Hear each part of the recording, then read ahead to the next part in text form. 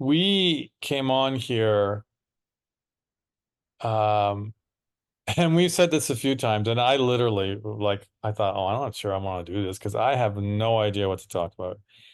And this is the beauty of life stuff and the relationship and the that you and I have and the podcast that we're doing. It's so, here's the word, it's so authentic and it's so real. And then we just started talking. I mean, there's probably 10 other things we could have talked about.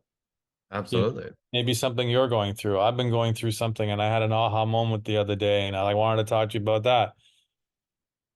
But we just landed on something and it just comes without us even thinking about it. And so how would you sum up No, what it was prompted by what?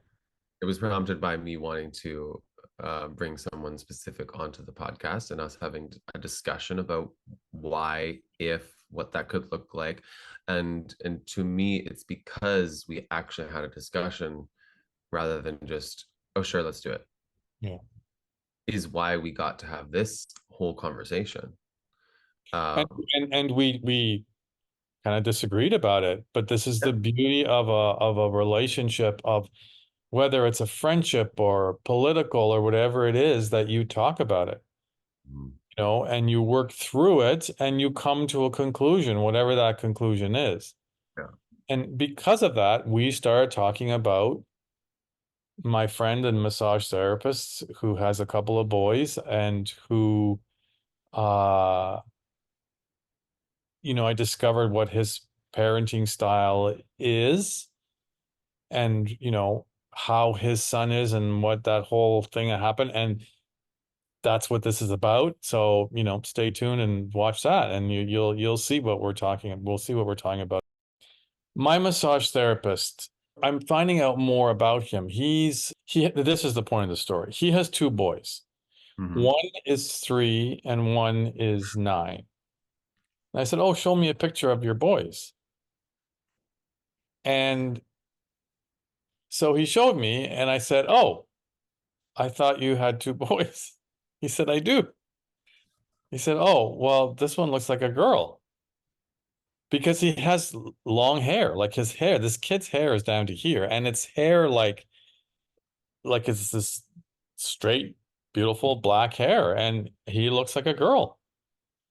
And I said, oh, I said, sorry. I said, he just looks, I thought it was a girl. And he goes, he gets that all the time. And then he proceeded to tell me about a story about this kid. Like Joe and his ex-wife are so exactly how I think parents should be. He is teaching his kids to be and do whatever they want to be, regardless of what people say. Because when this kid was 3 years old and he was in kindergarten or four or whatever, the boys would make fun of him and Mhm. would call him a girl. So he got really upset and he came home and he said, I want to cut my hair. So got his hair cut. And then they started talking to him. And over time, he started letting his hair grow again. And now he doesn't give a shit, you Mhm. know? So it was just such a beautiful story for me because this is exactly how I've said this so many times. Like kids are so free and then all of a sudden they learn that, oh, you can't do this or you can't look like this or whatever. And his school will only allow him to come to school if he wears his hair in a ponytail. So that's what they're doing. And he knows that if he wants to keep his long hair, and that's just the rule of the school. Even having to do that, this kid is living his life the way he wants to live it. And his parents are encouraging that. Mhm. And I think that's like I don't know if he would do it because I don't know how shy he is or but don't you think that's a good story? It's a gorgeous story. I mean, Augustine had the exact same experience. He had long hair and it got made fun of and always was called a girl. And it took him a lot because he hated it, but he also loved his hair so much. And eventually he did cut it, probably partly because he hated, everybody calling him a boy or sorry, a girl. Yeah. But then, I know that I had some influence in the matter too, because he eventually wanted my haircut. So, that's part of what happens for kids. They see things they like, or they see something on someone they like and want to have the same thing. So I think eventually he'll probably have his long hair again. But, initially when I started taking care of him, and people would always confuse him as a girl. It was insane how many times they do that. But I think it's interesting. This brings up a subject that I like. Part of me, I don't know if it's generational. I'm curious to know what you think of this, because when you're telling me this story about like seeing a photo and just like, oh, that looks like a girl, it's like sort of disrespectful to me in a way. Like my generation would just like in our own head be like, oh, okay, well, that's whatever sex that child is, and sort of figure it out in time or let them tell us. And yet there's nothing wrong with asking the question. Like you weren't being trying to be harmful in that way. Like, and Joe. So it's like that you could actually have a conversation about it. But it just brings up an interesting how to handle those situations to not make someone feel worse, but yet how are you to know without asking? Well, yes, and the bad thing would have been if I would have said, "Well, I think he should get his haircut because he looks Of like a course. girl," Yeah. right? Which of course I would never do. Of course you'd never say. And that's like, But yeah. but this is an interesting thing because what you're saying, the what how your generation is, I think that is, I would be curious to know what percentage of your generation would react like that. And think it would still be relatively small. I don't think we're anywhere close to the teenagers and whatever generation that's called, are getting to the place where it's what we've said before. Like, I mean, it took years for us to get people, even my baby boomers and whatever the above baby boomers, to accept gay Yeah. and to accept lesbian. Yeah. And now we're asking them to accept non-binary and Well, transgender and everything in between. It's like, trans. But I actually think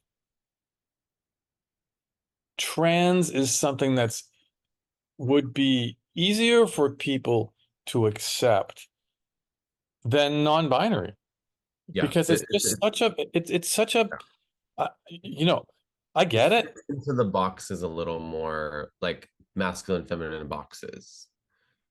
Yeah, I see what you're saying.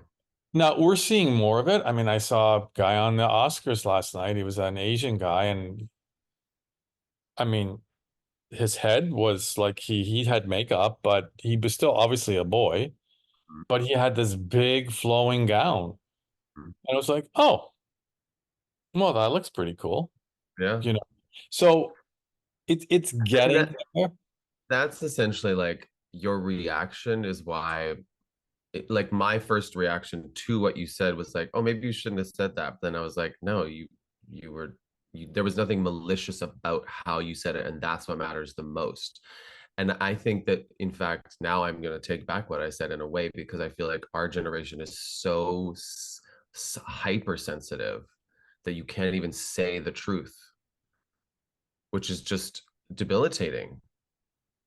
You can't communicate with people then, and you could never have had the conversation that you did had you not brought it up. Exactly, and discovered,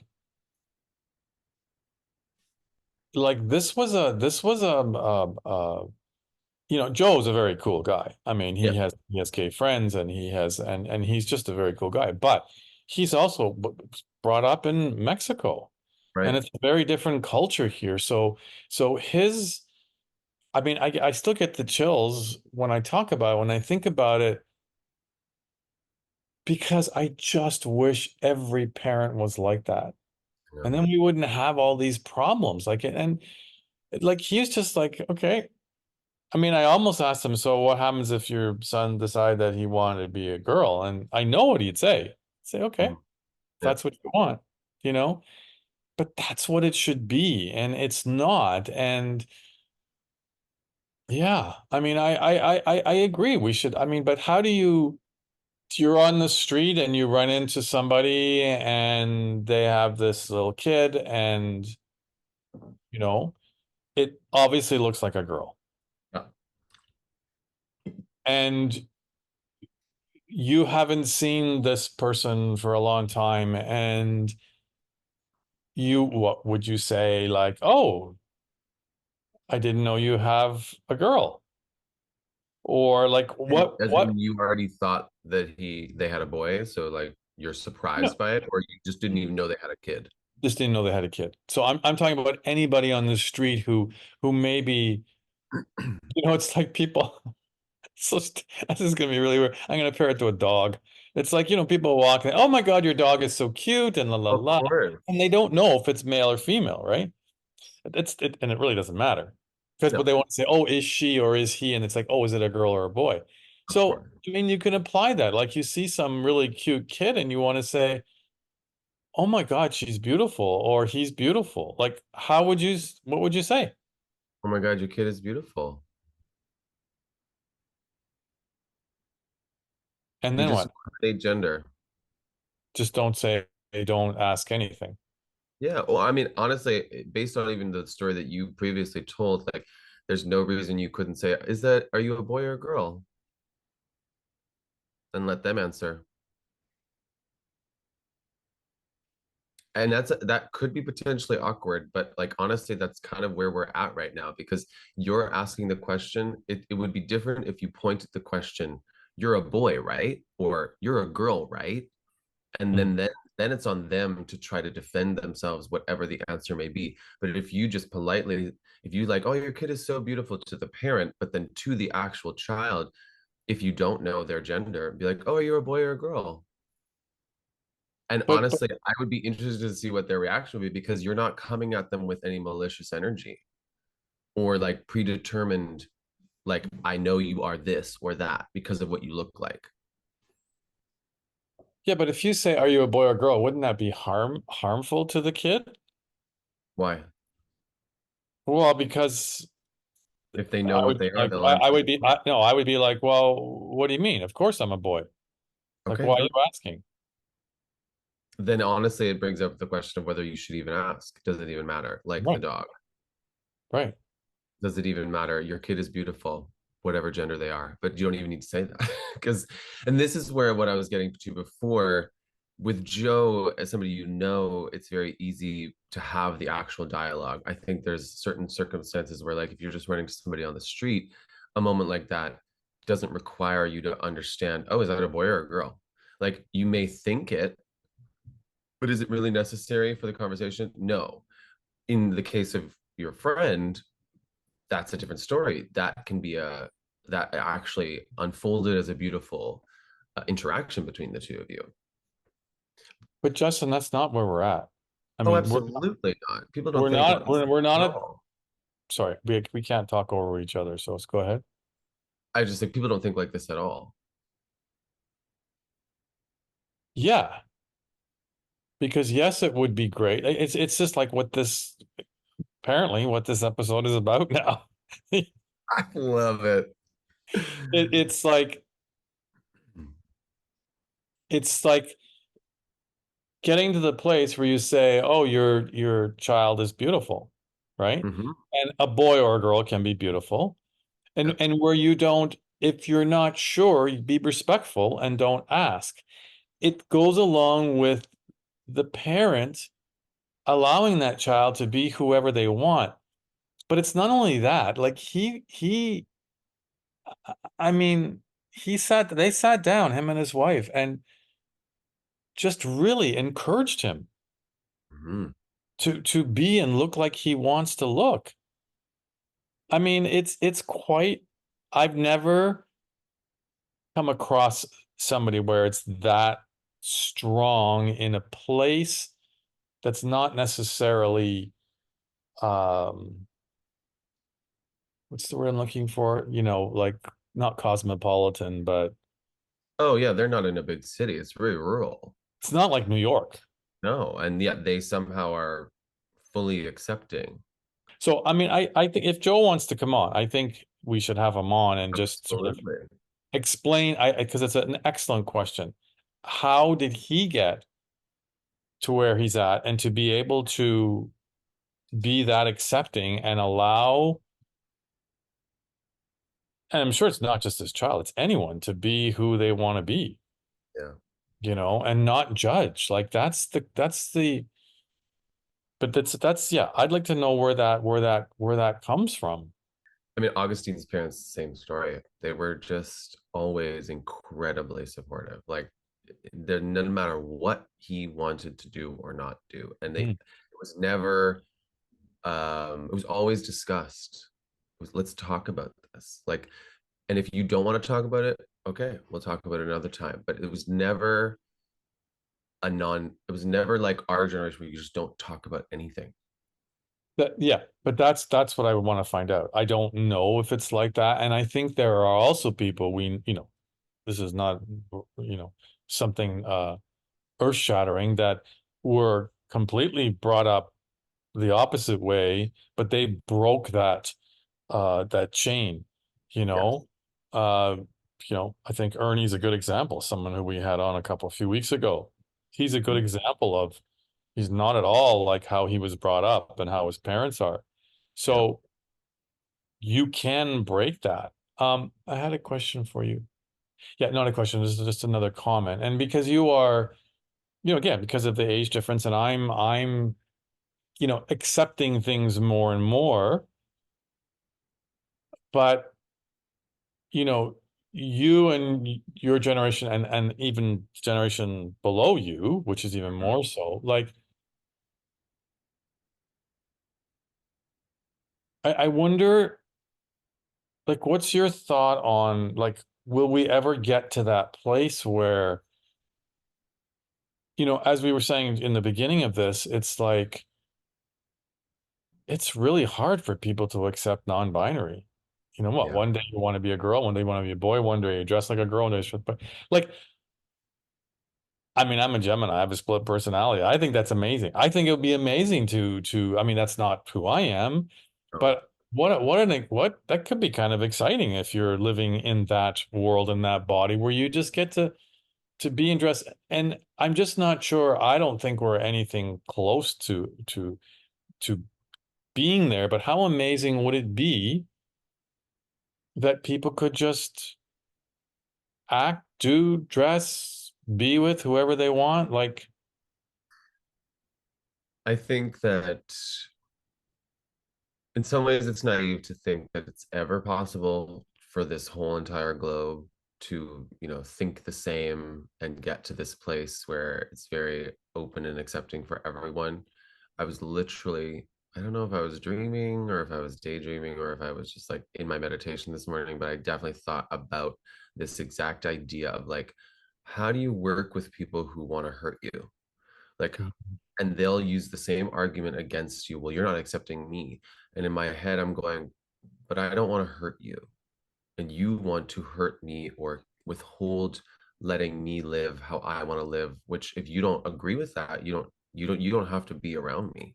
Like, that brings me to where I think we are in the world today, which is that we have pockets of this utopia that you talk about that would be amazing in places like New York, in places, I'm sure there's places all over the place, but they're small pockets and they do provide those little bubbles for people to exist however they want to. I really truly in New York, and this is why I live here and I have fought to live here. um, because I do feel, even though I identify as a boy and a guy and I dress more masculine than I do feminine, like if I wake up one morning and want to be more feminine, nobody's gonna blink at at what I wear when I walk out of this apartment. And that's just one way of expressing yourself. There's many ways to express yourself, either masculine or feminine. Um, and I think we continue to work towards this world that we want for everyone while knowing that, like, I don't know, is it depressing to say that like we'll never get there? Because there's always opposition to anything, even Well, within communities. I don't think we'll get there in the whole world. I mean, because there are things happening, uh, in other parts of the world, like wars and all that stuff that were happening 100 years ago. So, Yeah. I don't think that will, and the rules and the culture and the laws and places I don't think that's going to happen. But I want to comment on your thing. I don't disagree with you about New York, but I think you're painting a picture that all of New York is like that and everybody's like that. I don't think that's true. No, but I think that what New York has shown me is that it is truly fascinating to see it exist as a place where like you have myself, Nikita, and all of this beautiful queer energy right next to like Long Island and like Trumpism, and like we do sort of coexist in this weird way, even within the city, like the Bronx, Brooklyn. There are so many types of people, and it's not perfect, but somehow it works. Like I don't really know how, but we sort of there has to be some level of respect that we're not like at each other's throats all the time, because I don't think we are. It's not perfect, but maybe it's because I feel like it's because we are a dominant amount.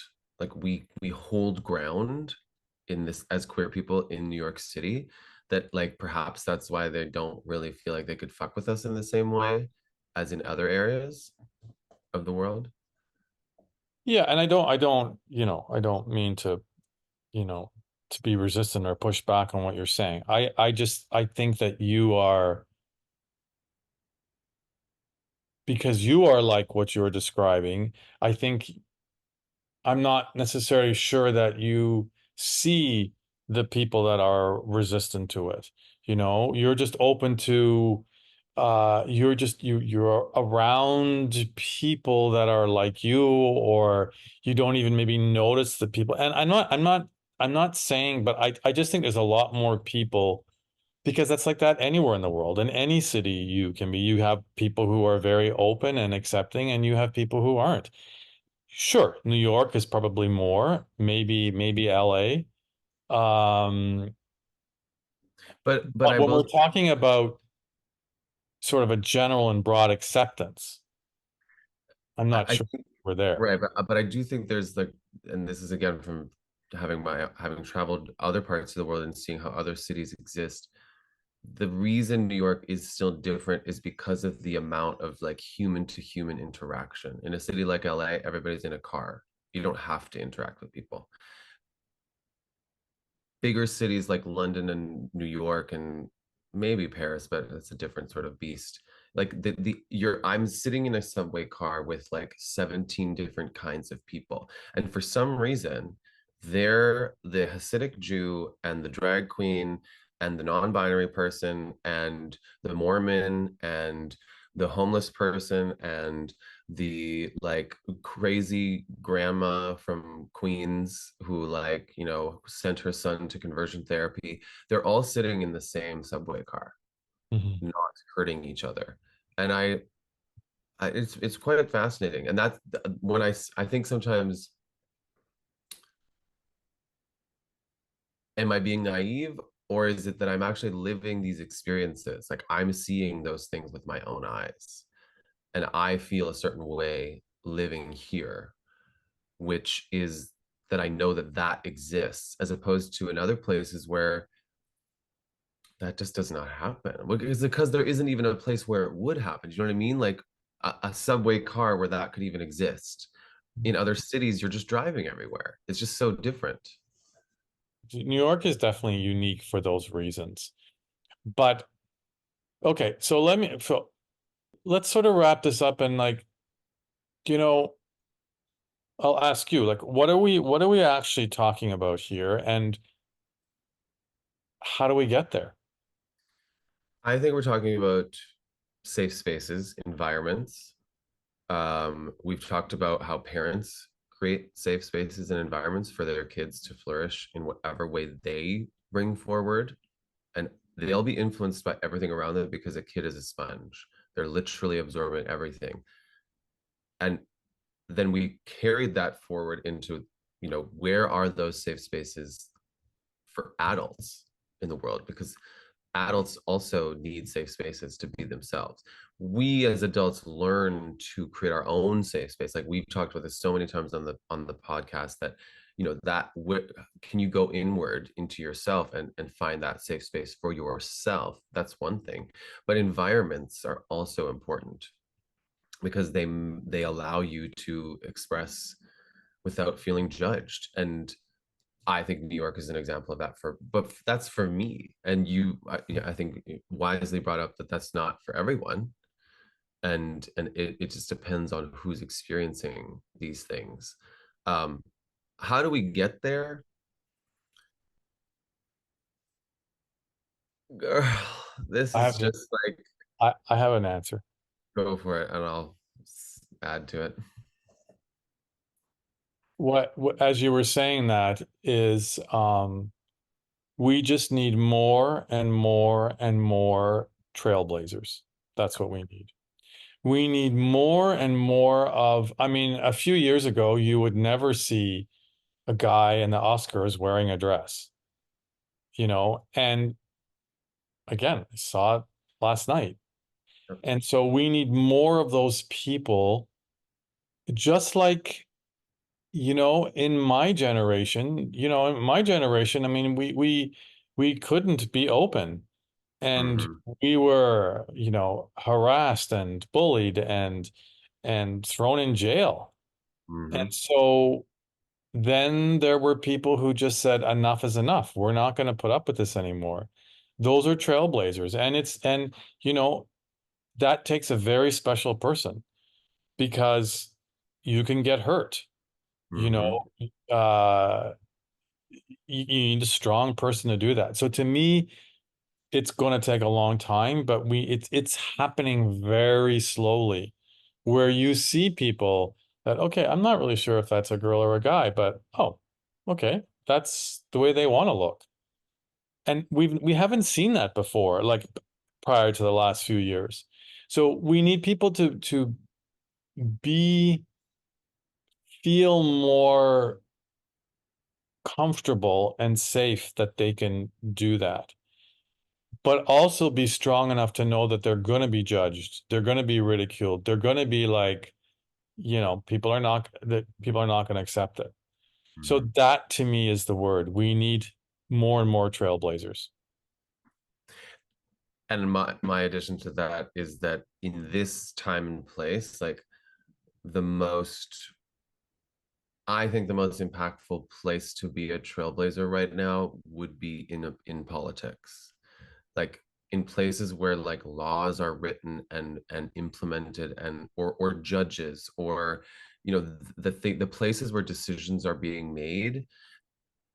And I first thought, well, maybe corporate too it is important in the corporate world too to have that acceptance in those safe spaces. But I don't know. It feels like we can't really rely on corporations to do the right thing all the time. We almost need the guardrails of some of these laws that protect people. But in order to do that, you need people writing these laws and representing the vast majority of what people want, which is a world where we have more acceptance and love for everyone. Yeah, and you just described something that I think before we can get to the corporate world and to politics, I still think you need the individual people, because here's an example of what happened in the corporate world. Look what happened with Bud Light. Was it in Bud Light? Budweiser. Yeah. Budweiser, where a trans person was holding a, can of Budweiser and they got crucified.